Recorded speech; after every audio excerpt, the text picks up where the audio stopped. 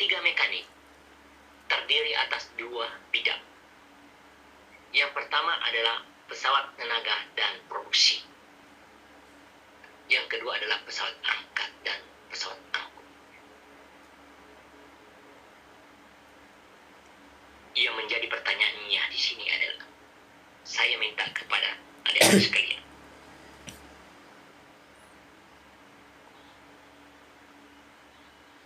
ada berapa potensi bahaya yang kita ketahui? Ada berapa potensi bahaya yang kita ketahui? Ada yang tahu? Potensi bahaya yang kita ketahui ada berapa?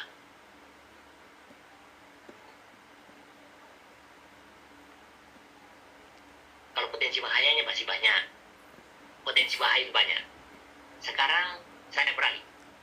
Ada berapa sumber bahaya yang kita ketahui? Karena semua peralatan memiliki potensi bahaya masing-masing. Tetapi sumber bahayanya itu yang kita ketahui ada berapa? Kalau nggak salah dua. Sumber bahaya ada? Dua kalau nggak salah, Pak. Apa itu? Sumber langsung dan sumber tidak langsung. Sumber langsung dan sumber tidak langsung. Oke, salah satu pendapat dari rekan kita menyatakan bahwa sumber langsung dan sumber tidak langsung. Yang lain? Ada yang lain? Izin, Pak. Ya silakan. Ada 5 kayaknya, Pak. Oke, apa yang itu? Alat kerja, cara kerja, bahan kerja, lingkungan dengan manusia, Pak. Oke, mantap sekali. Ini betul-betul pengajar-pengajar yang sebelumnya, kemudian juga teman-teman saya yang ikut pelatihan seperti ini. Betul-betul, inilah yang betul-betul yang kita harapkan ini. Artinya tidak ada yang tersisa ya. Segala pertanyaan-pertanyaan yang kita berikan artinya betul-betul bisa dijawab dengan baik.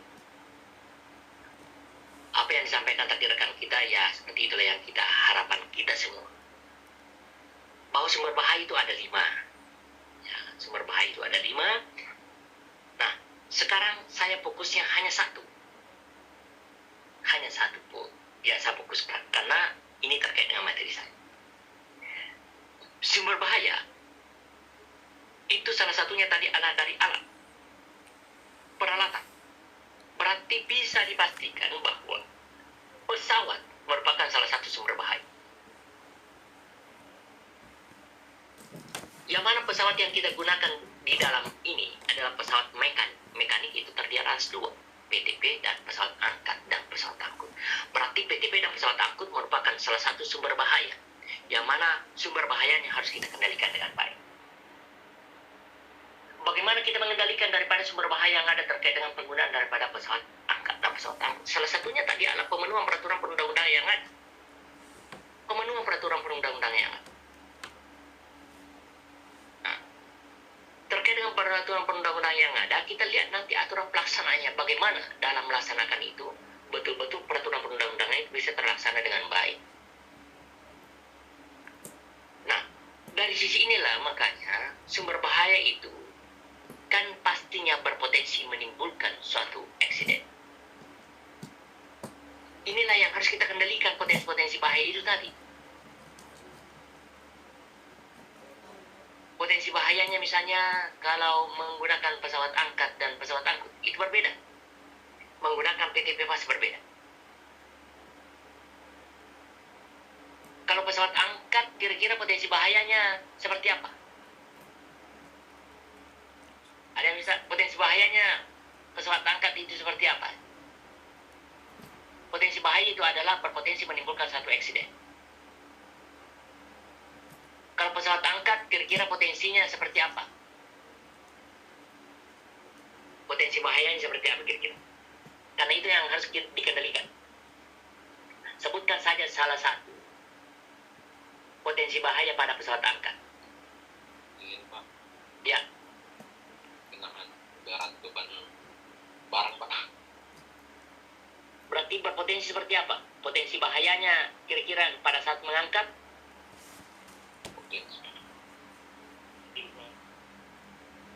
Ya, suaranya sedikit. Kalau menggunakan pesawat angkat berpotensi kira-kira seperti apa?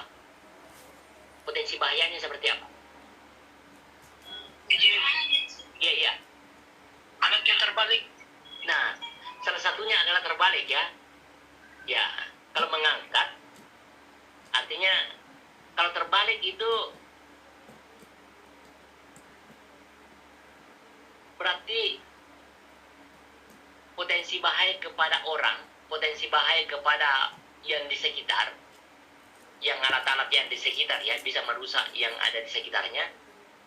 Itulah bentuk daripada potensinya tadi. Jadi setiap ada pengangkatan, apa yang disampaikan rekan kita tadi adalah berarti pastinya memiliki potensi bahaya masing-masing yang berbeda. Pesawat angkat pasti potensi bahayanya, kalau misalnya orang, pasti orang bisa tertimpa. Itu potensinya. Kalau alat angkat kita mengangkat, berarti potensi bahayanya adalah pasti orang bisa tertimpa. PR kita di sini adalah bagaimana sehingga orang tidak tertipu. Kembali kepada pemenuhan peraturan perundang-undangan. Kemudian ditambah dengan bagaimana analisa potensi bahaya yang di sekitar. Itu harus kita sesuaikan dengan itu. Pertama, alatnya dulu harus kita kendalikan. Bagaimana alatnya? Artinya pemenuhan semua peraturan perundang-undangan. Ada pemeriksaan, ada pengujian. Dinyatakan bahwa semua pesawatnya dalam kondisi yang berkualitas. Yang kedua adalah SDM yang menanganinya adalah orang betul-betul yang telah memiliki lisensi masing-masing. Kenapa? Sudah tahu peraturan-peraturan. Ketika mengangkat, maka SOP yang harus dijalankan hal seperti apa. Tidak bisa ada orang berada di sekitarnya, supaya orang tidak tertimpa. Kan itu semua yang harus kita jalankan sesuai dengan SDM yang ada. Begitu juga pesawat angkut. Nah, salah satunya tadi yang disampaikan tadi rekan kita, misalnya kalau pesawat angkut tiba-tiba terbalik.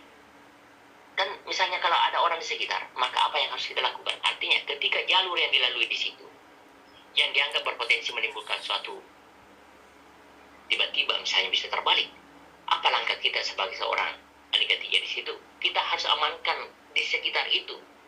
Jangan sampai kalau tiba-tiba terjadi masalah, itu bisa saja orang tertimpa seperti itu. Itulah makanya banyak di antara kita barangkali sudah sering melihat kondisi yang ada di lapangan. Ini bukan hanya di tempat kerja saja. Coba bayangkan ya selama ini ya. Ada orang yang tertimpa kontainer. Itu faktor apa? Faktor karena kita tidak bisa mengendalikan potensi-potensi bahaya, kemudian kondisi yang ada di sekitar. Ada baru-baru terjadi di sekitar tol, di mana sekitar tol di situ kita mungkin orang tidak pernah mengetahui bahwa daerah di situ adalah sangat labil sekali terkait dengan kondisi tanah di situ. Sedangkan trailer ini memuat kontainer begitu berat. Akan tetapi dalam kondisi seperti itu, karena jalannya mengalami kerusakan parah, sehingga ada motor yang lewat pas di samping kontainer itu tadi. Apa yang terjadi? Tiba-tiba kontainer ini tadi, mobil yang membawa kontainer tadi ini, karena tanahnya labil, tiba-tiba miring. Apa yang terjadi? Pasti kejadiannya ada kontainer terjatuh. Kebetulan pas ada orang yang di sekitar itu tadi, ada naik motor, tertimpa dengan kontainer. Inilah salah satu potensi bahaya yang bisa terjadi kepada siapapun juga apabila kondisi kita tidak bisa kita kendalikan dengan baik. Ini di jalur umum. Itu bukan batasan kita sebagai seorang ahli. Akan tetapi kita bisa melihat daripada kondisi yang ada. Ini tidak menutup kemungkinan bisa juga terjadi dalam suatu perusahaan. Oleh karenanya terkait dengan itu, maka kewajiban kita apabila misalnya ada kontainer yang lewat, kita upayakan semaksimal mungkin, harus berhati-hati. Karena yang kita khawatirkan adalah yang diangkat ini adalah cukup berat sekali. Oleh karenanya sebagai seorang ahli ketiga adalah memastikan bahwa kita harus memastikan bahwa ketika harus kita melewati di samping kontainer tersebut, harus kita yakin bahwa kondisi daripada daerah di lalu di situ dalam kondisi yang normal, baru kita lewat. Kalau tidak, harus kita hati-hati dengan baik. Ini harus kita belajar baik daripada sisi teori maupun daripada pengalaman-pengalaman yang sudah terjadi sebelum. Itu yang terkait dengan potensi-potensi bahaya terhadap penggunaan daripada mekanik. Nah, kalau kita melihat daripada potensi bahaya itu, kan bisa kita kendalikan. Cara pengendaliannya itu ada berapa? Cara pengendalian risiko itu ada berapa? Izin Pak, ada 5 Pak. Ya, betul sekali. Luar biasa sekali ini. Teman-teman, tidak ada yang tersisakan. Pertanyaan-pertanyaan saya sampaikan itu betul-betul sudah paham. Mudah-mudahan betul-betul bisa diterapkan ya. Pengendalian risiko itu kan ada 5. Pertama, apa? Yang pertama? Eliminasi Pak. Ya, yang kedua? Substitusi Pak. Yang ketiga? Rekayasa. Rekayasa engineering. Oke. Berikut? Administrasi. Terakhir? APD. Nah, saya kira itu sudah dijelaskan juga panjang lebar terkait dengan bagaimana pengendalian risiko yang ada di tempat kerja kita, mulai daripada eliminasi sampai APD-nya.